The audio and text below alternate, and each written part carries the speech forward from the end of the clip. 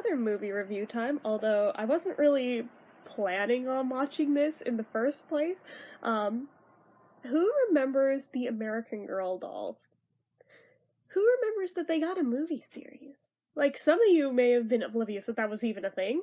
Yeah, that was a thing. I knew of at least a couple of them because I've seen at least two, maybe three before, but I didn't realize just how many there were.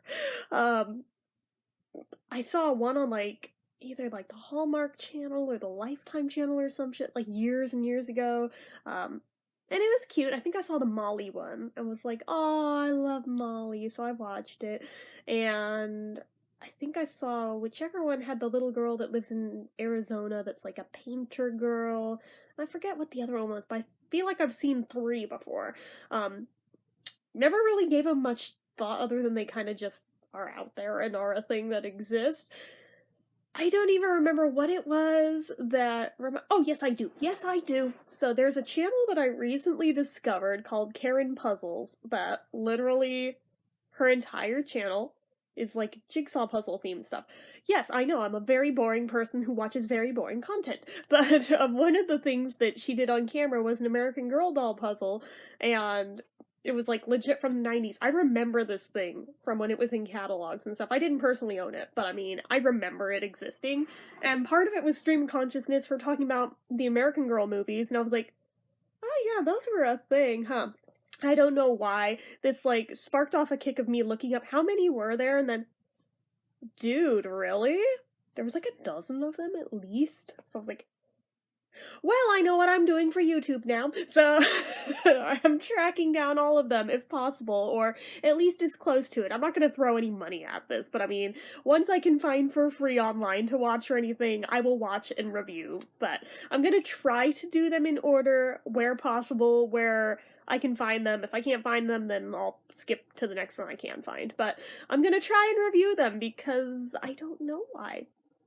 Because I have no life. So, anyway, the very first one in the series was the Samantha one, and honestly, Samantha is the one that, everybody wanted, because she was, the little rich girl, she was the Victorian girl with all the pretty clothes, and she's all fancy, and yeah, I was not even immune to this. I wanted the Samantha doll, something awful when I was little. I never actually owned an American Girl doll. I looked through those catalogs like they were the freaking Bible and memorized them word for word. I actually never owned an American Girl doll at all. I never even owned the books. Yeah, crazy, huh? That I had such an obsession with these things that I never actually had any interaction with outside of the catalogs. Expert marketing is all I can say, but part of me still kind of wants to read those books, not gonna lie. But I mean, I'll settle for the movies even, I guess. But because I never read the books, I can't say how true to them that these films are. Just throwing that out there as a disclosure that yeah, I never actually read the books because I was never able to get my hands on them. My cousin had a few, but she wouldn't loan them to me, and I was like, you're mean. You are very mean. I really wanted to read this, but oh well.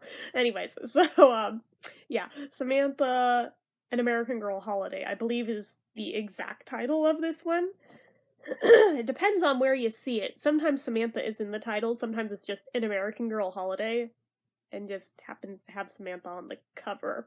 So, depending which version or release you find of it, I guess determines how they titled it. So, basically, going into it, even looking at the credits, I knew there was one name that stood out to me that I couldn't pinpoint why it looked familiar, but it became blatantly obvious, and it's such a not even plot point in this, yet for me it blew my mind that it was a thing, but we'll get there. So, Samantha, as earlier stated, was the rich little Victorian girl who lives in the mansion and has maids and shit, and generally just has a charmed life.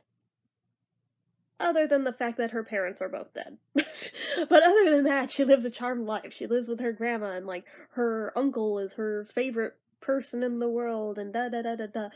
And next door, there's this hellion boy from hell. Yeah, hellion from hell. Woo. I'm still waking up. But anyway, he is awful. Like, he is a bully. He is just terrible on every level. But his family is getting new servants. Oh boy. And I'm figuring, oh god, we're going the slavery route, aren't we? But no, this is Victorian era. They're white. They're Irish slaves. It's okay. Whatever. So, it's this dude and his three daughters. And they've never known anything other than indentured servitude and working pretty much from the time they were old enough to do anything. This poor girl has worked in factories and things already and thinks nothing of it because she has never known anything else. And Samantha, does not understand this at all. She just sees other kids and, oh, I want to be friends with the other kids. It blows her mind that they've never even been to school, never learned how to read or anything. So she's like, I'll take it on myself. I'll teach you how to read.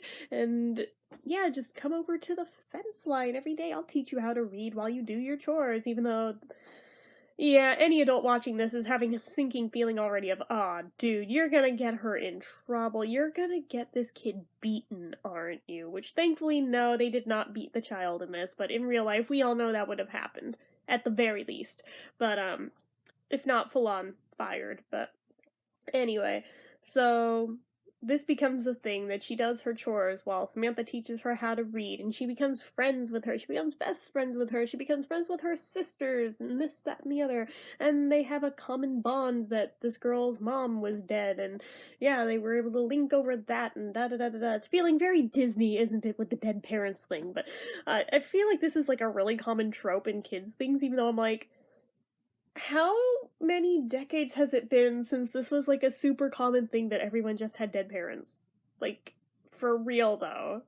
For real though. We still use it as a hella common trope in kids' movies. Just saying.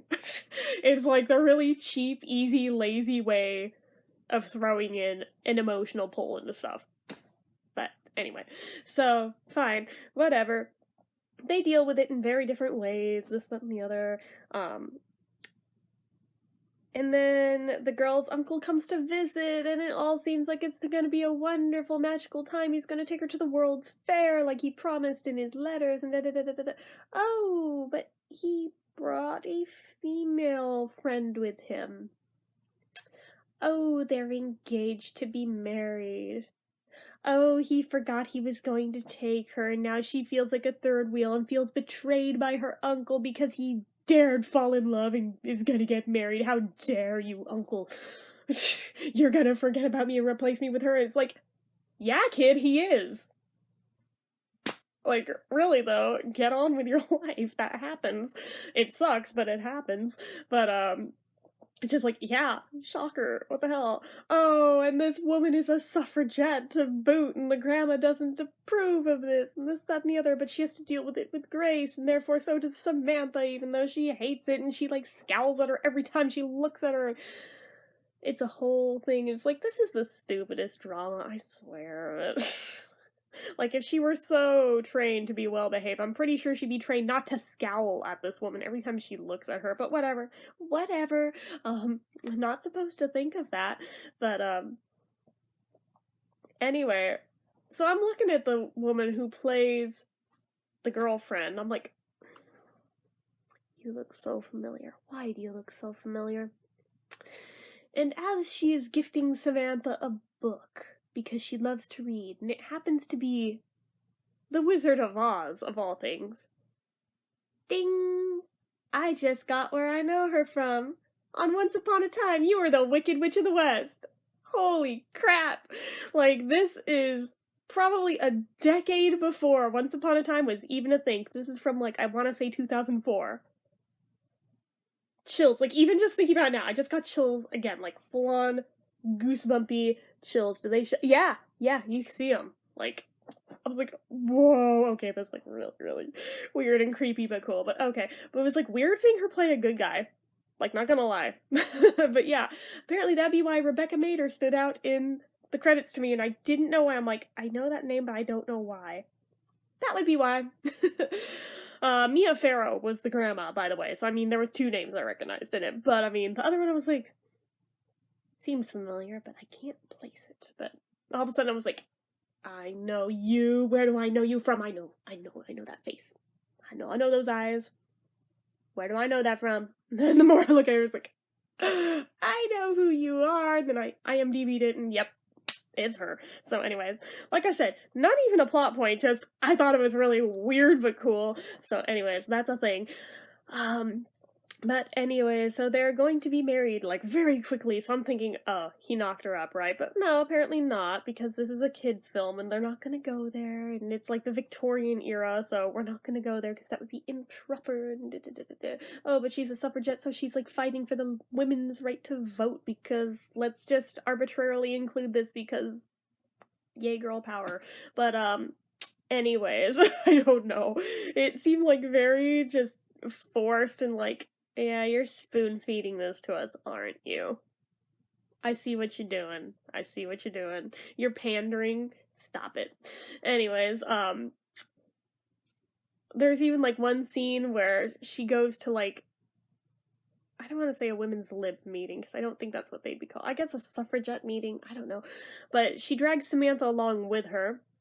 And, like, basically the head of this group, I don't know if it's like a president or what, she asks her, so, it's so good to see a young girl interested in this. Are you going to vote when we get the right to vote when you're older? And she's like, I don't know.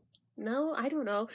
And it's at this point when the aunt comes over, she's like, oh, honey, we're not fighting for an obligation to vote. We just want the right to be able to. You don't have to.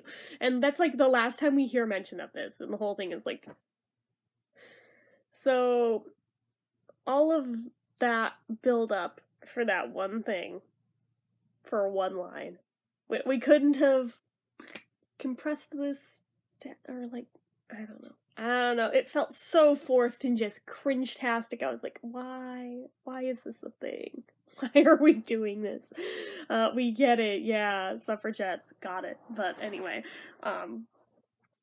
so anyways, oh, I forgot one of the bigger plot points. So, basically, the uncle feels so bad for forgetting that he was going to take Samantha to the World's Fair and breaking her little heart over this and everything, that he wants to make it up to her. He's like, can we just, like, take Samantha to New York with us for, like, a few months, which I guess back then was, like, no biggie, even though now it's like, goddamn, a few months? You're gonna just up and take this kid for that long? Alright, you do you, but, and he used the term share the burden, but of course, Samantha overheard just that snippet of the conversation, so she's thinking, oh no, I'm a burden. Nobody wants to deal with me. My grandma doesn't want me. My uncle doesn't want me. Wah. But yeah, it's very over the top. But she's like, I don't want to go. I'm sorry I made you mad. Don't punish me. It's like, it's not a punishment, dude. Your uncle wants to take you with him to New York. Like, he wants to. Calm down. But there was like a whole thing where, like, because she's so upset over this, she's like throwing rocks at the little the servant girl's window to wake her up, and like, run away with me into the boathouse where I remember my dead parents, and da-da-da, this is where I go when I'm sad. And they stay there all night, and they're like vowing to be best friends forever, and she gives her favorite doll to protect because she's her best friend, and blah blah blah blah blah. And they get found in the morning, and the servant girl's owners are like pissed that she's out there, like to the point where she's like this close to firing the whole family. And Samantha tries to take the blame for all of it, and da da da da da. It's a whole long involved thing. But after this is when the grandma's like, yeah, I think you should take Samantha for a few months. And so she goes, even though she's like, I'm gonna miss my friend so bad. Because, you know, little kids. But, so she goes, and she's all impressed with it, and she's writing to her every day until she gets a letter back from her saying that she's sorry she hasn't written more, but her dad has been sick, and she's taken on more chores. Then all of a sudden, weeks go by, and she's heard nothing. And then the aunt gets a letter from the owner of the... I keep almost saying slaves, but not slaves, servants. It's just like, oh, Nellie's dad died of influenza. And I'm like, oh, we're going there, where it's just like, it's a super common thing now, but back then it's a deadly disease. So, yeah, let's scare modern children into thinking they're gonna die if they get the flu. Good job. But, I don't know. We couldn't have gone with something more like TB? I don't know. I don't know. But anyways, so he died of the flu, and now the kids have been shipped off to an orphanage. Oh no, drama, drama, drama. But it happens to be in New York City where you are. So, oh, can we go visit her? Yes, we can go visit her. Oh, but wait, the children are a ward of the state. They're not allowed to have visitors. Oh, drama, drama, drama. So the kid schemes up a way to see her friend, and she sees that it's like terrible living conditions and shit that she's in, and she's like, I can't let them do that to her, and she's split from her siblings, and that's not supposed to be a thing, and and she wants to like spring her out of there, and she's trying to scheme a way to do that. Meanwhile, she's also trying to fit in her new school, and she's writing an essay that I guess would be a speech, that if she wins this competition at school, she'll read it in front of the entire school as one of 12 kids reading them, and they have to read about some new, innovative thing. And she chooses factories because all she's been told at this point is how wonderful factories are. Da da da da da. So, fast forward a little bit. Yes, she goes ahead. She breaks the kids out of the orphanage, although it's against the rules, and just in time to catch basically the warden. I guess that's not really the term here, but I don't know what else to call her, so I'm gonna call her the warden, was swindling funds from the donations into her shirt. She like stole $200 and then blamed it on the kids that went missing. Great. And blamed Samantha because she was the last one seen with the kids. Great. Luckily, the aunt and uncle know damn well she didn't take any money. She knew damn well she did not take money. But anyway, Samantha hides the kids upstairs in like, I don't know if it's the attic or what, but she's hiding them upstairs, she's smuggling them food, and this is going on for a while. It's not really disclosed how long she has smuggled them up there for, but it kind of feels like she had them there for frickin' months, like, unnoticed. How this is realistic, I don't know. How these kids would never need a bathroom or anything in all that time, I don't know, but somehow she smuggled these kids there, and they were there long enough for one of the kids to get hellaciously sick, and the eldest sister's like, oh, I need to go find a job so I can pay for a room somewhere where we can be without having to hide, and da da da da da. So she goes and takes a factory job. It doesn't tell Samantha where it is, and Samantha has to figure out where the hell she got a job, and it's like in a sweatshop, and there's little kids working in it, and one of them gets injured right as she walks in, like really badly so, and she's just horrified that this is what factories are like, this is not what I have been told, and da da da da da, realizes that, oh, in all her privilege growing up, that yeah, she's been given a very whitewashed version of what the working class has to deal with. Guess whose speech for the school is gonna change? So anyway, she has to own up to the aunt and uncle that, so I did a bad thing, and the orphans are upstairs, and one of them's really sick, and she needs a doctor, and da da da da da. So fine, they send for a doctor, and yeah, can't move her for at least a few weeks. But drama, drama, drama. Oh, we have to tell the authorities that they're here. No, don't tell them. I can't let them go back. Da, da, da, da, da, da. It's a whole long, involved, drawn-out thing. But at the same time, the aunt has friends in high places, and she gets basically the axe brought down on the warden because she knows damn well she's misappropriating funds. She gets her fired because not only that, she knows damn well she is not running that orphanage the way she is supposed to be, in the way that she claims that she's running it. She's running it like a friggin' prison. So she's going to be replaced with somebody more appropriate for the job, and yeah, obviously the warden's freaking pissed, but too bad, so sad, shouldn't have fucked up. So anyways, so there's that, and it gets a whole overhaul, so it'll be a much better place for the orphans, and this, that, and the other. And then all of a sudden, oh, what is this? The aunt and uncle want Samantha to live with them permanently. Oh, but I couldn't do that to Grandma. Oh, but Grandma's getting remarried, so trust me, you should stay here, kid. Oh, okay. But we also think we need 3 new servants, but we don't really need servants. But we do need siblings for you. I think we're going to adopt the 3 girls. Who didn't see this coming? We all saw this coming. We saw the writing on the wall that they're totally adopting those 3 kids. We all knew it a mile a frickin' way. Again, kids movie, but I'm sure even a little kid watching it would have seen where this is going from at least the halfway point onward. That this is totally where this is going. Like, upon it being made known that the kid's dad died, that, yeah, the aunt and uncle are gonna end up adopting the kids. So, anywho.